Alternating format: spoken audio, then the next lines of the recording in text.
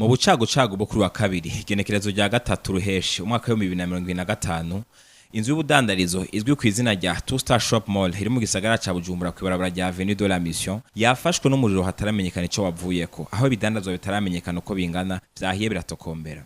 Nkuko twavyiganiwe n'ababibonye ngo hari nk'igihe cy'isaha 12 z'agatondo aho haduka umuriro mu mangazini icuruza ibikoresho vya electronique izwi ku izina rya Amede Business maze urarandagata gushika no mu zindi magazini vyegeranye. Ibicuruzwa hanini bigizwe n'ibikoresho vya electronique hamwe n'ibitambara vy'ama uniforme bikaba vyahiye biratokombera. Igipolisi kijeje gukinga ibiza n'isibe kikaba canyarutse kuhashika kirazimya uwo muriro. Agahinda n'akababaro akaba arivyo vyibonekeza mu maso y'aburi vyabo muri uwo muriro.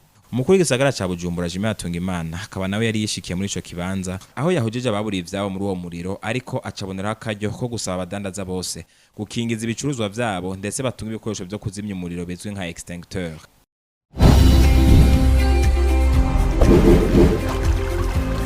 Télévision Tanganyika.